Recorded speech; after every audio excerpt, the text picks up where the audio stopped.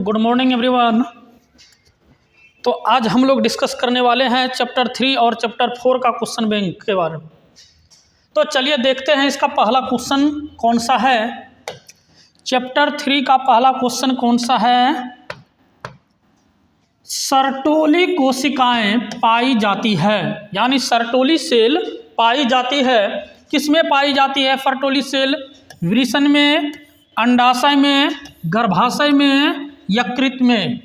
कहाँ पाया जाता है? तो वृषण में। सर्टोली सेल कहाँ पाया जाता है? वृषण में। हम लोग पढ़े हैं कि ये वृषण में जो होता है ना, वृषण 250 कंपार्टमेंट में बटा होता है। कितना कंपार्टमेंट में बटा होता है? 250 कंपार्टमेंट में बटा होता है, जिसे टेस्टिकुलर लोब्यूल कहा जाता है। क्या कहा जाता है? टेस्टिकुलर लोब्यूल कहा जाता है। और प्रत्येक टेस्टिकुलर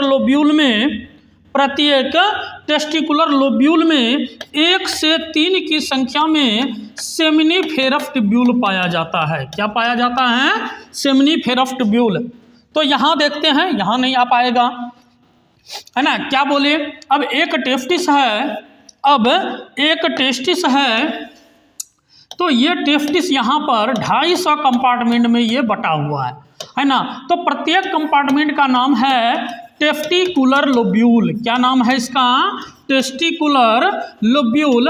और टेस्टिकुलर लोब्यूल जो है, इसका संख्या अभी तुरंत बोले 250। अब प्रत्येक टेस्टिकुलर लोब्यूल में क्या पाया जाता है? तो सेमिनिफेरस ट्यूब्यूल पाया जाता है। क्या पाया जाता है?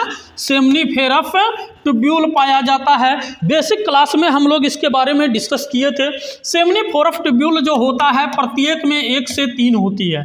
कितने होते हैं? 1 से 3। तो इस तरह से हम कह सकते हैं कि एक टेस्टिस में 250 गुना 3 मतलब लगभग 750 सेमिनिफेरस ट्यूब्यूल होता है। और सेमिनिफेरस ट्यूब्यूल में 2 प्रकार के सेल पाए जाते हैं। एक जो है, इसमें कह सकते हैं अभी जो हम लोग देखे सर्टोली सेल, एक में होता है सर्टोली सेल, और दूसरा में होता है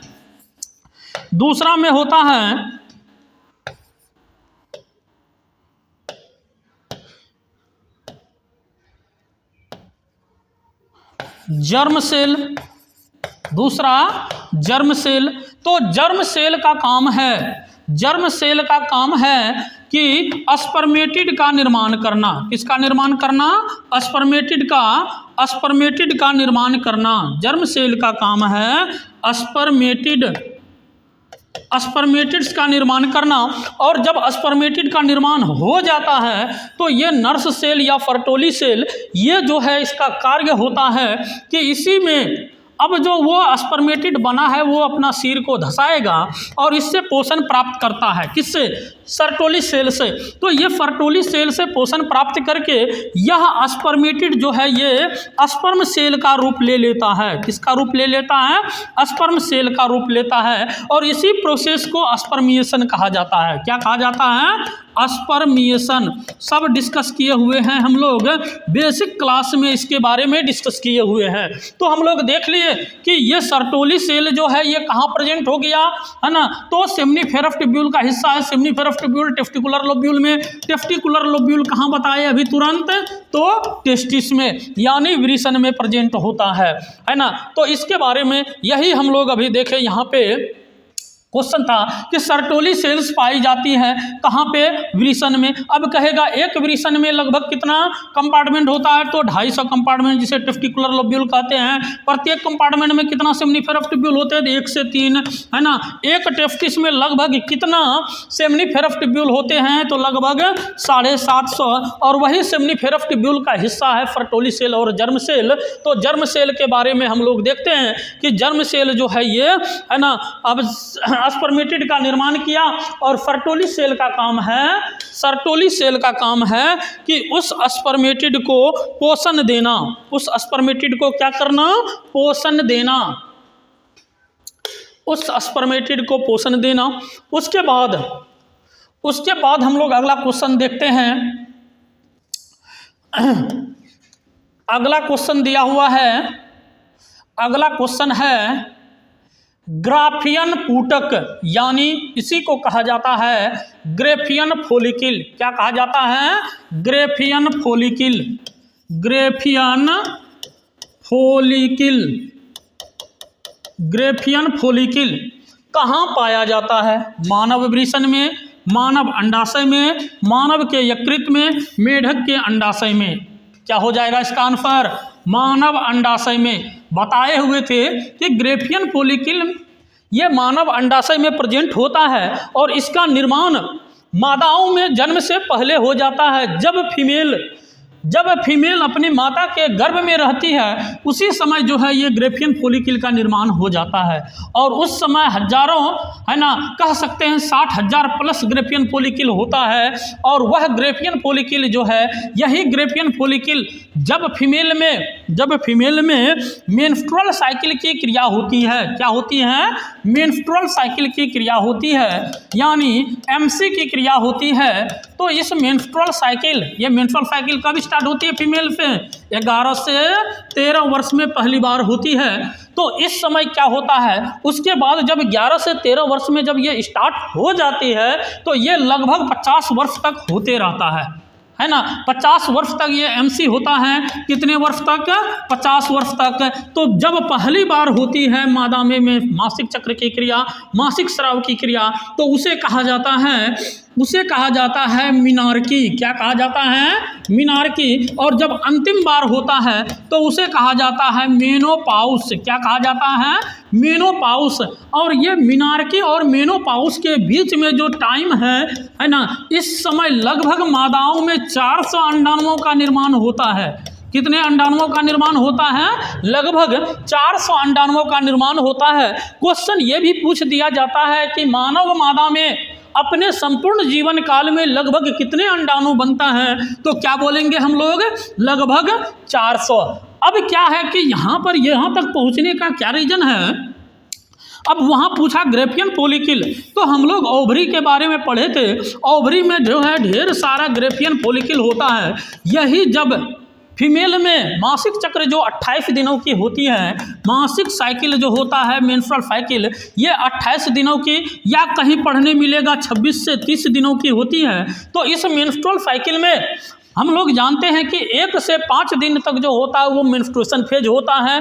6 से 13 दिन तक जो है फोलिकुलर फेज होता है। तो वही फोलिकुलर फेज में क्या, तो ये जो इसका कोर्टेक्स वाला भाग में, ओवरी के कोर्टेक्स वाला भाग में जो यहाँ पर प्रेजेंट होता है ढेर सारे फोलिकिल, तो इन्हीं में से कोई एक फोलिकिल डेवलप करता है और इसी के अंदर ओवम का भी निर्माण होता है ना, यानी सेकेंडरी oocytes का निर्माण होता है। अब यही प्राइमरी फोलिकिल से सेकेंडरी फोलिकिल, सेकेंडरी फोलिकिल से टर्सरी फोलिकिल, यानी उसके बाद मैच्योर फोलिकिल बनता है और वही मैच्योर फोलिकिल को ही ग्रेफियन फोलिकिल कहा जाता है। ये प्राइमरी फोलिकिल होता है, ये सेकेंडरी फोलिकिल होता है, ये टर्सरी फोलिकिल होता है और ये ग्रेफियन फोलिकिल या इसी को कहा जाता है मैच्योर फोलिकिल। क्या कहा जाता है? मैच्योर फोलिकिल। और यही मैच्योर फोलिकिल से अब क्या होता है, जब LH का लेवल बढ़ता है जिसके परिणाम स्वरूप ये ग्रेफियन फोलिकिल या मैच्योर फोलिकिल ये टूटता है और टूटने के परिणाम स्वरूप यहाँ से अंडाणु, ये अंडाणु जो बीच में है, ये अंडाणु बाहर निकलता है और यह जो है सो फिमरी होते हुए फेलोपियन ट्यूब में चला जाता है। अब जब ये फेलोपियन ट्यूब में चला गया तो फेलोपियन ट्यूब में जाने के बाद ये जो खाली फोलिकिल बच जाता है, ये फोलिकिल धीरे धीरे एक ग्रंथि का रूप ले लेता है। इसका रूप ले लेता है, एक ग्रंथि का रूप ले लेता है और यही खाली फोलिकिल जो ग्रंथि का रूप लेता है, इस ग्रंथि का रंग होता है येलो। कौन होता है? येलो। और इसी ग्रंथि को कहा जाता है कॉर्पस लूटियम। क्या कहा जाता है? Corpus luteum.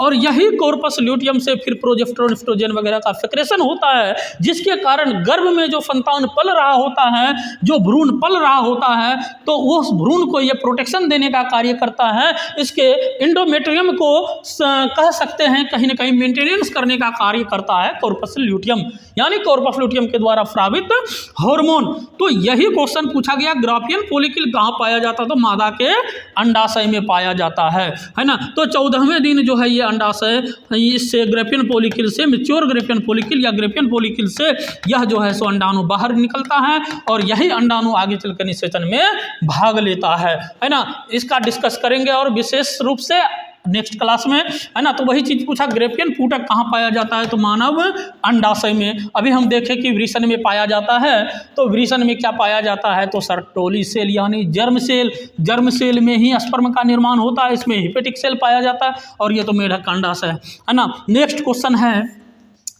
गर्भाशय किससे संबंधित है, गर्भाशय किससे संबंधित है। ये तो है ना अपना दिमाग लगाने वाले भी क्वेश्चन है कि गर्भाशय कहाँ पाया जाता है, नर जनन तंत्र में, पादप जनन तंत्र में, मादा या स्त्री जनन तंत्र, इन सभी से। कहाँ पे, तो नर जनन तंत्र में कभी गर्भाशय नहीं पाया जाता है, तो गर्भाशय कहाँ पाया जाएगा, मादा या स्त्री जनन तंत्र में, है ना। ये हो गया, मादा या स्त्री जनन तंत्र में गर्भाशय पाया जाता है। अब नेक्स्ट क्वेश्चन है, एक स्वस्थ महिला के पूरे जीवन काल में कुल उत्पन्न अंडों की संख्या होती है। अभी तुरंत बताएं इसको, कितने अंडाणु एक स्वस्थ महिला अपने पूरे जीवन काल में कितने अंडाणु निर्माण करती है, 4000, 40, 365, 400, कितना हो जाएगा, 400। अभी तुरंत बताएं कि मेंस्ट्रुअल साइकिल के स्टार्टिंग में, यानी जब 11 से 13 वर्ष में जो मेंसी स्टार्ट होती है उसे हम कहते हैं मीनार्की। क्या कहते हैं, मीनार्की। और लगभग 50 वर्ष में ये बंद होती है एमसी, जिसे मेनोपाउस कहते हैं। क्या कहते हैं, मेनोपाउस। तो इन समय के बीच में, इस अंतराल में लगभग फीमेल में कितने अंडाणु बनता है, 400। ये 400 अंडाणु अपने पूरे जीवन काल में निर्माण करती है। नेक्स्ट क्वेश्चन है, निषेचन आंतरिक होता है किसमें, तारा मछलियों में, शार्क में, हड्डीदार मछलियों में, उभयचर में, है ना। तो तारा मछली, स्टारफिश, है ना, तो इसमें नहीं होती है, हड्डीदार मछलियों में भी नहीं होती, उभयचर में भी नहीं होती। हम लोग जानते हैं उभयचर के बारे में, एक्सटर्नल फर्टिलाइजेशन होता है इसमें। तो क्या हो जाएगा इसका आंसर, शार्क। शार्क एक प्रकार का स्तनधारी है, व्हेल स्तनधारी है, चमगादड़ स्तनधारी है, और इसमें फर्टिलाइजेशन की क्रिया जो होती है वो किसके द्वारा, तो आंतरिक निषेचन के द्वारा। किसके द्वारा होती है, आंतरिक निषेचन के द्वारा। किसके द्वारा, आंतरिक निषेचन के द्वारा। उसके बाद है नेक्स्ट क्वेश्चन है, ऋतुस्राव चक्र किसमें होता है, किसमें होता है, ऋतुस्राव चक्र किसमें होता है, मनुष्य में, चिंपैंजी में, बंदर में, इन सभी में ऋतुस्राव बोले, मासिक चक्र बोले, रजो चक्र बोले, मेंस्ट्रुअल साइकिल बोले, एमसी बोले, कोई भी चीज़ इनमें सब में, इनमें कोई भी वर्ड आए तो एक ही चीज़ है। और ये बताए हैं कि जितने, है ना, स्तनधारी को इसके आधार पर 2 भागों में बांटा गया है ना। कितने आधार, है ना, स्तनधारी को कितने भागों में, ये हम लोग फर्स्ट चैप्टर में ही पढ़े थे कि स्तनधारी को इसके आधार पर 2 भागों में बांटा गया है, एक प्राइमेट्स और एक नॉन प्राइमेट्स। और एक कौन, नॉन प्राइमेट्स। प्राइमेट्स उसको बोलते हैं जिसके मादाओं में, वैसा स्तनधारी जिसके मादाओं में एमसी यानी अभी मासिक चक्र, ऋतुस्राव चक्र होता है, और जिसमें ओएस्ट्रस साइकिल यानी ओसी की क्रिया जिसके मादाओं में होती है, मादाओं में जो ओसी की क्रिया होती है, ओएस्ट्रस साइकिल यानी मध्य चक्र की क्रिया होती है, उसे नॉन प्राइमेट्स कहते हैं। अब प्राइमेट्स में क्या, किसको रखेंगे, किसमें होता है ये, तो मानव, बंदर, गोरिल्ला, गिब्बन, चिंपांजी, वनमानुष। मतलब हम कह सकते हैं कि हम लोगों का जो कुल है ना, जिस कुल से बिलोंग करते हैं, यानी मनुष्य से रिलेटेड, बंदर से रिलेटेड जितना जंतु है, उन सब में मासिक चक्र की क्रिया होती है, जबकि गाय, भैंस, गधा, कुत्ता, है ना, बिल्ली, चूहा, ये सब में होती है मध्य चक्र। और मध्य चक्र बताए कि 3 प्रकार का होता है, मोनोइफ्ट्रस, बायोइफ्ट्रस, पॉलीइफ्ट्रस, वर्ष में एक बार होने वाली, है ना। वैसे जंतु, वैसे स्तनधारी जिनके मादाओं में वर्ष में एक बार होती है मोनोइफ्ट्रस, वर्ष में 2 बार, बायोइफ्ट्रस वर्ष में 2 से अधिक बार जिसमें होती है उसे पॉलीओस्ट्रस कहते हैं, है ना। तो इसका ऑप्शन क्या हो जाएगा, अब आप ही लोग बताइए, इसका ऑप्शन क्या हो जाएगा, क्या होगा। ऋतुस्राव चक्र होती है मनुष्य में, चिंपैंजी में, बंदर में, इन सभी में, ऑल ऑफ दीज में, है ना। नेक्स्ट क्वेश्चन है, युग्मक निर्माण की प्रक्रिया को कहते हैं। 2021 में ए में पूछा, 2021 में पूछा गया है, क्वेश्चन में कुछ नहीं है ना। हम लोग जानते हैं स्पोर निर्माण की प्रक्रिया को स्पोरोजेनेसिस, है ना। सेल निर्माण को सेल जनन, मियोसाइट्स, है ना। जब सेल में अर्ध कह सकते हैं कि मतलब जिस सेल में अर्धसूत्री विभाजन, यानी जिसमें अर्धसूत्री विभाजन के परिणाम स्वरूप गैमेट बनता है ना, जिसमें मियोसिस डिवीजन के परिणाम स्वरूप गैमेट बनता है, उसे मियोसाइट्स कहा जाता है। क्या कहते हैं इसे, मियोसाइट्स।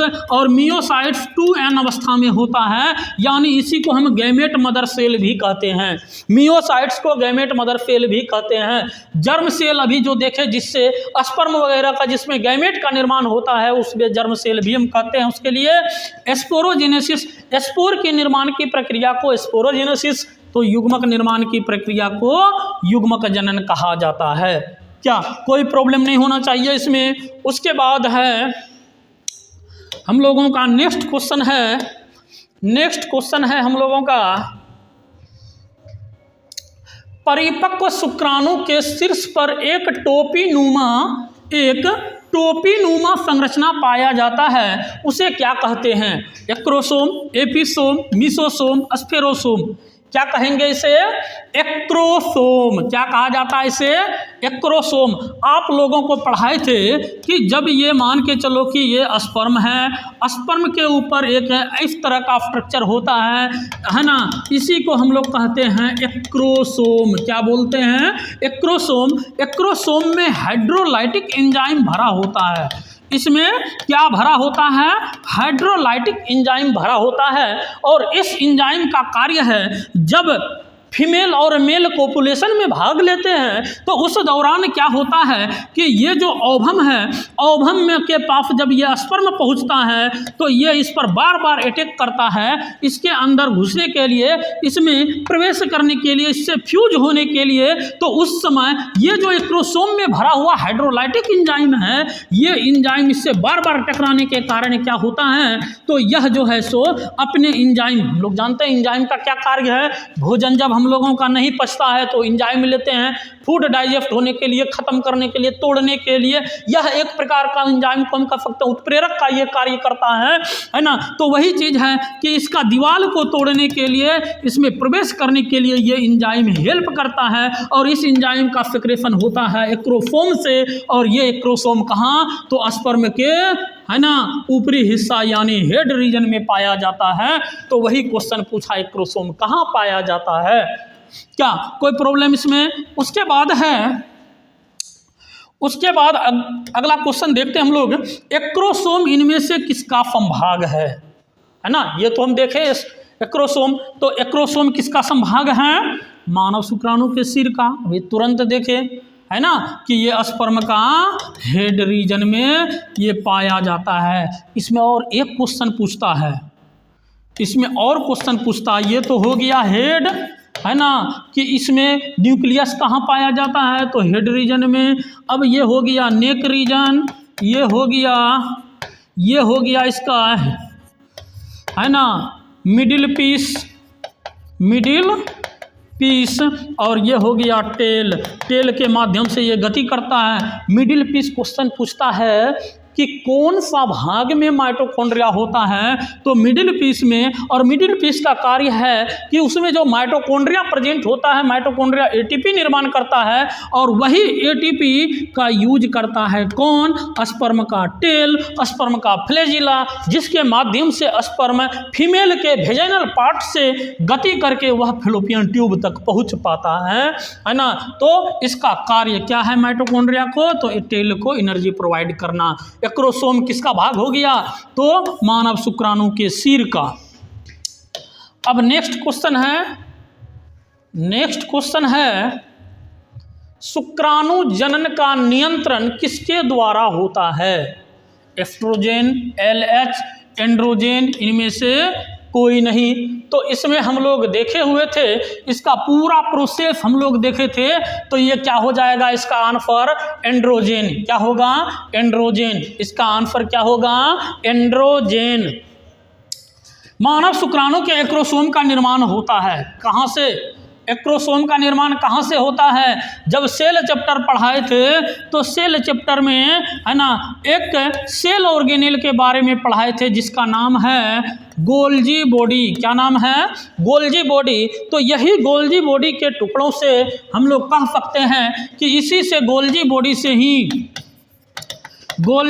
से वैक्यूल का भी निर्माण होता है। वैक्यूल का भी निर्माण होता है, इसी से एक्रोसोम का भी निर्माण होता है। तो सेल का कौन सा सेल ऑर्गेनेल से? गोल्जी बॉडी से, है ना। केंद्रक में हम लोग जानते हैं कि इसी में होता है क्या प्रेजेंट? तो इसमें केंद्रिका प्रेजेंट होता है। इसमें केंद्रिका प्रेजेंट होता है। इसी में कह सकते हैं कि न्यूक्लियोप्लाज्म, न्यूक्लियो केंद्रक द्रव्य न्यूक्लियोप्लाज्म प्रेजेंट होता है। और यही न्यूक्लियोप्लाज्म में हम लोग जानते हैं कि इसी में प्रेजेंट होता है क्या? Genetic material. क्या प्रेजेंट होता है? Genetic material. तो ये चीज़ जो है सो केंद्रक में होता है। लाइसोसोम का काम है, इसे आत्महत्या की थैली कहा जाता है। इसे आत्महत्या की थैली कहा जाता है। लाइसोसोम को आत्महत्या की थैली कहा जाता है क्योंकि कोई डैमेज सेल हो, है ना, कोई डेड सेल हो, कोई ओल्ड सेल हो, उस सब को समाप्त करने का कार्य कौन लेता है? करता है लाइसोसोम। एक है इंडोप्लाज्मिक रेटिकुलम। इंडोप्लाज्मिक रेटिकुलम यह जो है सो सेल मेम्ब्रेन से लेकर, है ना, सेल मेम्ब्रेन से लेकर न्यूक्लियर मेम्ब्रेन तक फैला होता है। अब ये इंडोप्लाज्मिक रेटिकुलम दो भागों में बटा होता है, rough endoplasmic reticulum, smooth endoplasmic reticulum. Cell membrane के पास जो होता है ये स्मूथ होता है और इसके नज़दीक जो होता है न्यूक्लियर मेम्ब्रेन के पास ये होता है rough endoplasmic reticulum.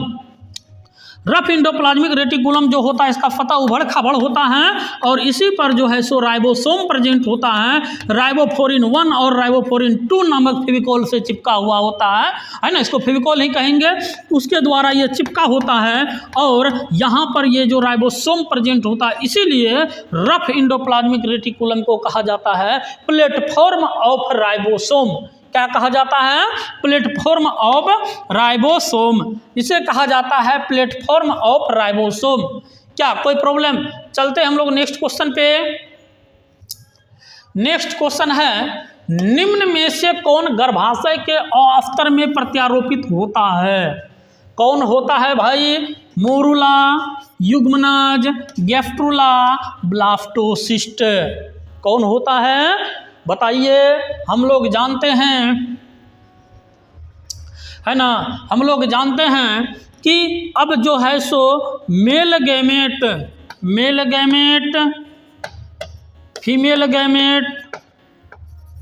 Female gamete दोनों मिला तो क्या बना? जायगोट। जायगोट में बार बार डिवीजन हुआ, 8 से 16 सेल अवस्था में हुआ तो ये बन गया मोरूला। मोरूला से फिर ये बनेगा क्या? है ना, कह सकते हैं कि मोरूला से ये बनेगा ब्लास्टोसिस्ट। और ब्लास्टोसिस्ट में 2 प्रकार का सेल बनता है, एक इनर सेल मास और एक ट्रोफोब्लास्ट। ये ट्रोफोब्लास्ट का कार्य है प्लासेंटा का निर्माण करना और यही इनर सेल मास जाके, है ना, एम्ब्रियो बनाता है। इसे फ्यूचर एम्ब्रियो या इसी को स्टेम सेल कहते हैं। तो ये ब्लास्टोसिस्ट और फिर यही जो फ्यूचर एम्ब्रियो है, यह फ्यूचर एम्ब्रियो 3 जनन अफ्तर का निर्माण करता है। उसी जनन अफ्तर को हम कहते हैं, तीनों को, है ना, इसका जो निर्माण होता है इसी को कहते हैं गैस्ट्रुला। तीनों को एक साथ गैस्ट्रुला, और गैस्ट्रुला के निर्माण की प्रक्रिया को गैस्ट्रुलेशन। तो आप लोग बता सकते हैं कि माता के गर्भाशय में जो रोपित होता है वो कौन होता है? तो ब्लास्टोसिस्ट का फ्यूचर एम्ब्रियो यानी इनर सेल मास यानी यानी बीच वाला जो सेल है, यही बीच वाला सेल जाके रोपित होता है, तो हम कह सकते हैं इसका आंसर क्या हो जाएगा, ब्लास्टोसिस्ट। क्या हो जाएगा, ब्लास्टोसिस्ट। इसका आंसर हो जाएगा ब्लास्टोसिस्ट। इसका आंसर हो जाएगा ब्लास्टोसिस्ट। क्या होगा, ब्लास्टोसिस्ट।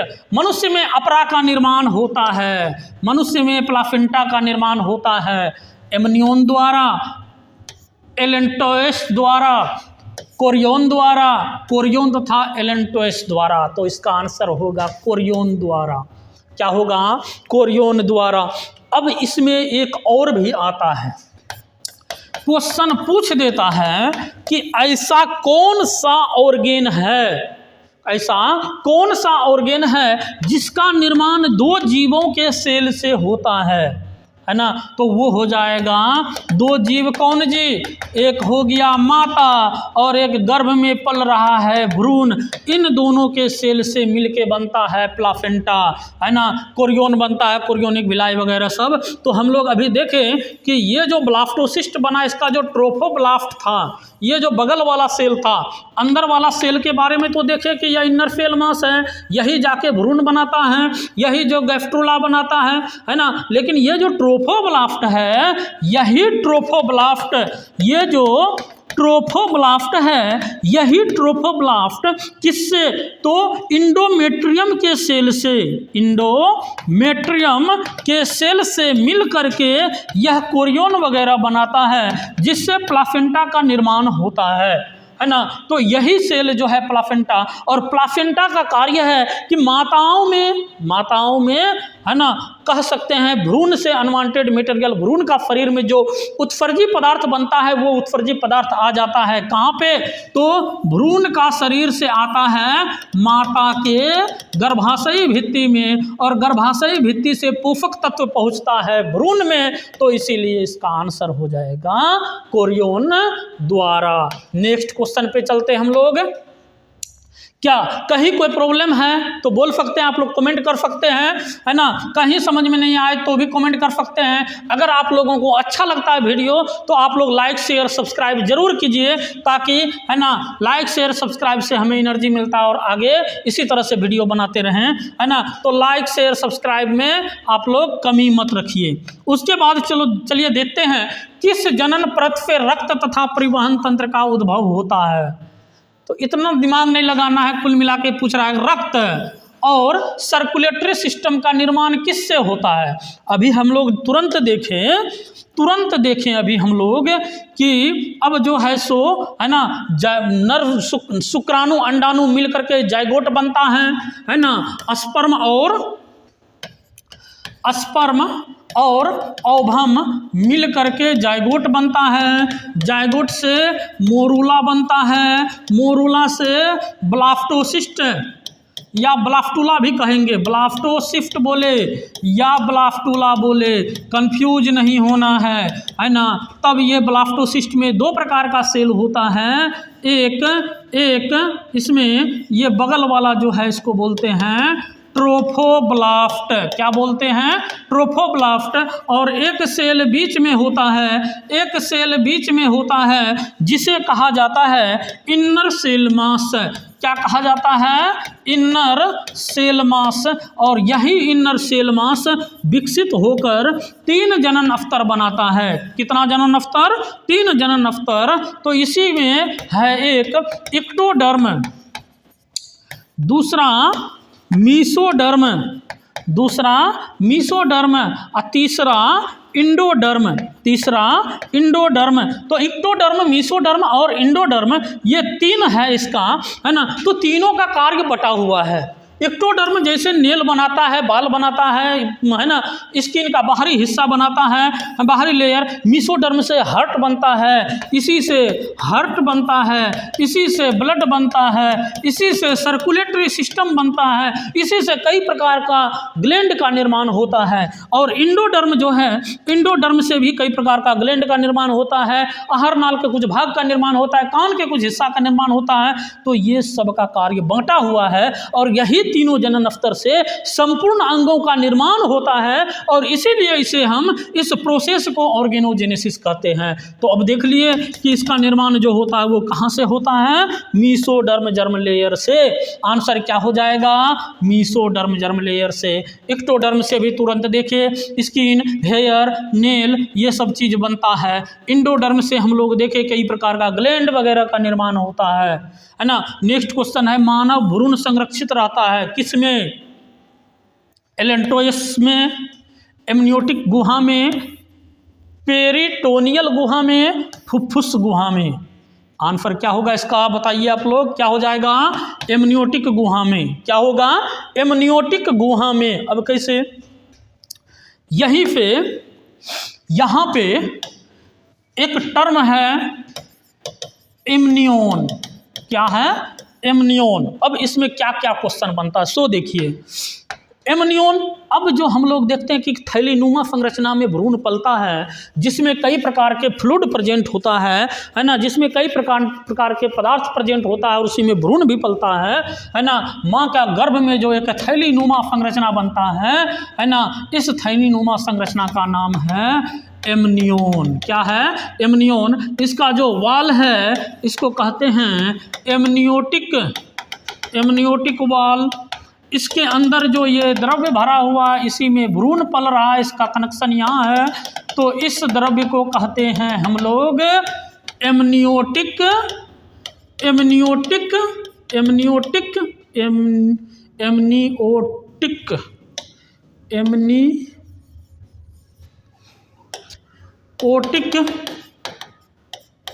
फ्लूइड। तो ये एमनियोटिक फ्लूइड में है ना, ये एमनियोटिक फ्लूइड में ही भ्रूण होता है। और यह भ्रूण क्या करता है, तो कह सकते हैं कि एमनियोटिक फ्लूइड में जो भ्रूण है यही है ना, अब इसका निर्माण इसी से होता है ना। तो ये भ्रूण के बारे में अगर यदि गर्भ में ही जानना कि मतलब जानने का प्रयास किया जाता है कि ये भ्रूण जो है सो मेल है फीमेल है, भ्रूण का स्थिति क्या है, भ्रूण का जांच है ना करने के लिए पता किया जाता है। तो इसको जो है सो इस एमनियोटिक फ्लूइड को एक विशेष प्रकार के सुई द्वारा निकाला जाता है ना, और निकाल करके उस फ्लूइड को जांच किया जाता है। तो उस फ्लूइड को जांचने के बाद भ्रूण का स्थिति का पता चलता है। इसी प्रोसेस को कहा जाता है एमनियोसेंटेसिस। क्या कहा जाता है, एमनियोसेंटेसिस। एमनियोसेंटेसिस में क्या किया जाता है, तो भ्रूण के बारे में पता किया जाता है एमनियोटिक फ्लूइड का जांच करके, है ना। तो वही क्वेश्चन पूछा यहाँ पे कि ये जो है मानव भ्रूण संरक्षित होता है कहाँ, एमनियोटिक गुहा में। और ये जो पूरा स्पेस है इसके अंदर वाला जो जगह है जहाँ पर एमनियोटिक फ्लूइड प्रेजेंट है उस जगह को कहा जाता है एमनियोटिक कैविटी। कोई प्रॉब्लम यहाँ तक। और इसी में भ्रूण का क्या होता है, विकास होता है। कैविटी मतलब स्पेस मतलब गुहा मतलब जगह है ना। तो ये चीज़ हो गया, इसी को हम लोग कहते हैं एमनियोटिक कैविटी। कोई प्रॉब्लम है ना। तो वही चीज़ पूछा है, मानव भ्रूण संरक्षित रहता, सुरक्षित रहता, उपस्थित होता है कहाँ पे, एमनियोटिक गुहा में। कहाँ प्रेजेंट होता है, एमनियोटिक गुहा में।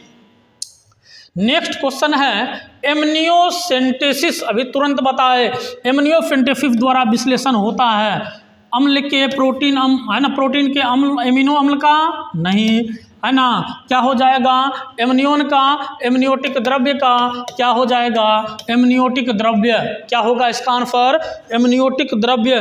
अभी हम लोग तुरंत देखें कि एमनियोटिक द्रव्य का ही पता किया, उसी का जांच किया जाता है और उसी का जांच से पता चलता है कि इसमें क्या हो रहा है ना। तो एमनियोटिक द्रव्य का जांच किया जाता है, कोई प्रॉब्लम नहीं होना चाहिए यहाँ तक। नेक्स्ट क्वेश्चन पे चलते हम लोग। कॉपर्टी किससे बचाव का कार्य करता है, कॉपर्टी किससे बचाव का, अंडोत्सर्ग, अंडे की परिपक्वता, निषेचन, इनमें से कोई नहीं। अगर हम कॉपर्टी का बात करें तो कॉपर्टी फीमेल का जो जनन तंत्र है, रिप्रोडक्टिव सिस्टम है ना, फीमेल का जो रिप्रोडक्टिव सिस्टम है उसी रिप्रोडक्टिव सिस्टम में इसे सेट किया जाता है। क्या किया जाता है, इसे सेट किया जाता है। अब जो है सो इसका गर्भाशय में कोपर्टी सेट किया जाता है। तो इसका मेन टारगेट यही है कि इधर से जो स्पर्म जाता है उस स्पर्म को आगे नहीं बढ़ने देना, उस स्पर्म को रोक देना। जब स्पर्म आगे नहीं बढ़ेगा, स्पर्म को क्षति कर देगा, स्पर्म को मार देगा, स्पर्म को कमज़ोर कर देगा, तो ये जो आगे यहाँ से हम लोग जानते हैं कि यहाँ जो गर्भाशय, यहाँ जो अंडाशय से अंडाणु निकलता फिलोपियन ट्यूब में आता है, तो यह स्पर्म यहाँ तक नहीं पहुँच पाएगा और नहीं पहुँचेगा तो निषेचन नहीं होगा। तो कुल मिला के कोपर्टी क्या करता है, तो इसका कार्य है निषेचन को रोक देना। क्या करना? रोक देना, उससे बचाव करना। नेक्स्ट क्वेश्चन है, किसी खास समय एवं स्थान में किसी खास आबादी में मृत्यु की संख्या को क्या कहते हैं? तो इसे मोर्टेलिटी कहते हैं। कितना मरा, मोर्टेलिटी, है ना। कितना है, नेटेलिटी। कितना वहाँ से चला गया, माइग्रेटरी। क्या कोई प्रॉब्लम? तो ये हो गया। अगला क्वेश्चन है गर्भाशय में कोपर्टी के एक प्रभावी एवं अंतः गर्भाशय युक्ति होने का मुख्य कारण है ना। तो ये जो है इसका क्या मुख्य कारण है? क्वेश्चन पूछ रहा है कि गर्भाशय में कोपर्टी के एक प्रभावी एवं अंतः गर्भाशय युक्ति होने का मुख्य कारण है क्या? शुक्राणुओं के निषेचन की क्षमता में कमी, गर्भाशय में कॉपर आयन मोचित होने के कारण शुक्राणुओं की भक्षाणु क्रिया में वृद्धि, शुक्राणुओं की गतिशीलता में कमी, इनमें से सभी। अब इसको हम लोग देखेंगे ये है क्या, है ना। तो इसमें जब हम जानते हैं कि मादा के गर्भाशय में इसे लगाया जाता है तो ये क्या करता है, कोपर्टी, यह कॉपर आयन को रिलीज करता है। क्या करता है? कॉपर आयन को रिलीज करता है। और कॉपर आयन जो है ये स्पर्म के लिए काफ़ी खतरनाक चीज़ है, क्योंकि यह स्पर्म की गति को कम कर देता है, स्पर्म को कमज़ोर कर देता है। जब स्पर्म कमज़ोर हो जाएगा, इसका गति कम हो जाएगा, कुछ स्पर्म को मार देता है ना। कुछ स्पर्म इसका आयन को सहन नहीं कर पाता है, जिसके कारण वह स्पर्म यहाँ से आगे नहीं बढ़ पाता है और फर्टिलाइजेशन में भाग नहीं ले पाता है। तो वही पूछा है यहाँ पर, पहला में है गर्भाशय में कॉपर आयन मोचित होने के कारण शुक्राणुओं की भक्षण अनुक्रिया में वृद्धि, है ना। स्पर्म को खाने के मतलब खा पी के ख़त्म कर देता है, कमज़ोर कर देता है, मार देता है ना, डाइजेस्ट कर देता है ना। शुक्राणुओं के निषेचन क्षमता में कमी, जब बेचारा कमज़ोर हो जाएगा, है ना, तो ओवम में ये दीवार तोड़ के ओवम में इसका न्यूक्लियस जा पाएगा? कभी नहीं जा पाएगा, तो निषेचन नहीं होगा, यानी निषेचन क्षमता में कमी कर देगा। शुक्राणुओं की गतिशीलता में कमी, स्पर्म जब कमज़ोर हो जाएगा तो वो गति नहीं कर पाएगा जिस हिसाब से उसको गति करना चाहिए था, है ना। तो इनका आंसर हो जाएगा इनमें सभी। क्या होगा? इनमें सभी। नेक्स्ट क्वेश्चन है, जनसंख्या अधिक होने से क्या होता है ना। हम लोग भी दिमाग लगा के बोल सकते हैं, है ना, कि आय में कमी हो जाएगा, है ना। अब दादा एक थे, फिर पिताजी 2 भाई हुए, फिर उनका जो है 4-5 हो गए, तो धीरे धीरे क्या हो जाएगा, उतना सा संपत्ति बटेगा, सब चीज़ बटेगा, तो ज़मीन में भी कमी होगा, है ना। खनिज पदार्थ का यूज होगा तो उसका भी कमी होगा। तो इसका सीधा आंसर क्या करेंगे? इनमें सभी। क्या हो जाएगा? इनमें सभी, है ना। अब है अगला क्वेश्चन, निम्न में से किसे कोपर्टी रोकता है? अभी तुरंत देखें क्या हो जाएगा, निषेचन, है ना। कोपर्टी का कार्य क्या है? युग्मक निर्माण को रोकना, गर्भधारण को रोकना, निषेचन को रोकना, उत्परिवर्तन की जांच करना, है ना। तो युग्मक निर्माण को रोकना ये तो होगा नहीं, गर्भधारण को रोकना, है ना। तो इसका सीधा सटीक आंसर जो होगा वो निषेचन को रोकना। निषेचन जब रुक जाएगा तो बाकी कुछ होबे नहीं करेगा, है ना। मैंने कार्य रुक जाएगा तो कुछ नहीं होगा। ये हो गया। उसके बाद है, निम्न में कौन यौन संचारित रोग है? कौन सेक्सुअली ट्रांसमिटेड डिजीज है? कौन एफटीडीएस है? कौन एफटीडी है ना। टाइफाइड, हैजा, मलेरिया, साइफिलिस। क्या हो जाएगा? सिफिलिस। हम लोग जानते हैं सिफिलिस मेल में होने वाले डिजीज है ना। इसी रोग के कारण जो है हमारे भारत के प्रथम प्रधानमंत्री जवाहरलाल नेहरू मरे थे, जो कि एक यौन संचारित रोग है, ये मेल में होता है ना। टाइफाइड का बात करें तो ये साल्मोनेला टाइफी नामक जीवाणु से होता है। ये किसके द्वारा? तो साल्मोनेला टाइफी नामक जीवाणु के कारण। कौन जीवाणु? साल्मोनेला टाइफी नामक जीवाणु। हैजा किसके द्वारा? Vibrio cholerae. क्या? वाइब्रियो कोलेरी नामक बैक्टीरिया के द्वारा, है ना। हैजा किसके द्वारा? वाइब्रियो कोलेरी नामक बैक्टीरिया। मलेरिया होता है प्लाज्मोडियम वाइवेक्स नामक प्रोटोजोआ के कारण। प्लाज्मोडियम वाइवेक्स क्या है? एक प्रकार का प्रोटोजोआ है ना। टाइफाइड साल्मोनेला टाइफी नामक जीवाणु के कारण, हैजा वाइब्रियो कोलेरी नामक बैक्टीरिया के कारण, मलेरिया प्लाज्मोडियम वाइवेक्स के कारण। हैजा जो है ये संक्रामक रोग है ना। मलेरिया ये प्रोटोजोआ के कारण फैलता है, और साइफिलिस जो है ये सेक्सुअली ट्रांसमिटेड डिजीज है। कोई प्रॉब्लम? शरीर के बाहर होने वाले निषेचन को क्या कहते हैं? इन विट्रो, इन वीवो, दोनों, इनमें से कोई नहीं। क्या होगा? जब शरीर के बाहर कराया जाता है, जब शरीर के बाहर निषेचन कराया जाता है, बोल रहे हैं कराया जाता है, होता नहीं, कराया जाता है, तो इन विट्रो जब होता है एक्सटर्नल फर्टिलाइजेशन, जब खुद होगा तो एक्सटर्नल फर्टिलाइजेशन, जैसे है ना, अब फ्रॉग का मेल स्पर्म को वाटर में रिलीज कर दिया, फीमेल भी रिलीज कर दी ओवम को, दोनों तैरते तैरते अपने जाके फ्यूज किया, तो एक्सटर्नल फर्टिलाइजेशन। जब है ना आर्टिफिशियली कराया जाएगा, इन विट्रो कहेंगे, प्रयोगशाला में कराया जाएगा इन विट्रो, है ना। इन वीवो जब कृत्रिम रूप से करवाया जाएगा, डॉक्टर वगैरह के सहायता से आर्टिफिशियली कराया जाएगा, तो इन वीवो आर्टिफिशियली जब शरीर के अंदर निषेचन करवाया जाएगा, मादा के शरीर के अंदर, तो इन वीवो अगर यदि खुद होगा तो आंतरिक निषेचन। समझ गए क्या है ये, है ना। दोनों, इनमें कोई नहीं, तो आंसर इन विट्रो, शरीर के बाहर। जनन अंग मस्सा निम्न में से किसके द्वारा फैलता है? तो ये सिंपल है, पेपिलोमा विषाणु के द्वारा। हर्पिस फैलता है, हर्पिस विषाणु। ट्राइकोमोनियासिस ये जो है सो ट्राइकोमोनास के द्वारा। हिपेटाइटिस ए होता है ना, तो हिपेटाइटिस ये लीवर को प्रभावित करता है, लीवर को प्रभावित करने वाला डिजीज है हिपेटाइटिस ए। HBsAg जांच इसके लिए।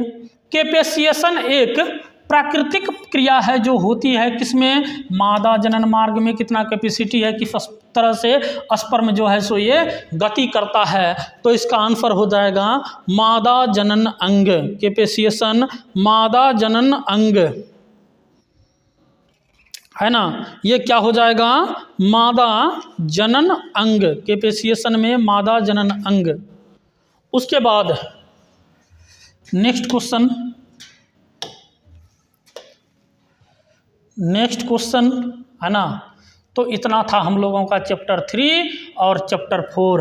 तो चैप्टर 3 और चैप्टर 4 में जो पिछले 5-7 वर्षों में पूछा गया क्वेश्चन था, वहाँ ऑब्जेक्टिव क्वेश्चन खास करके उसको हम लोग देखे, और ये ऑब्जेक्टिव देखने का मतलब हुआ कि 4 ऑप्शन हैं एक में और एक क्वेश्चन, यानी जितना क्वेश्चन देखे उसका हम कह सकते हैं कि 4 से 5 गुना, है ना, 4 से 5 गुना क्वेश्चन को हम लोग देखें, और इसको देखने के बाद हमको लगता है काफ़ी अधिक ये सहायता करेगा ये वीडियो आप लोगों को ऑब्जेक्टिव क्वेश्चन बनाने में एग्जाम में, है ना। तो आज का क्लास यहीं तक, कल देखेंगे हम लोग 5वां चैप्टर का क्वेश्चन बैंक ऑब्जेक्टिव सेशन।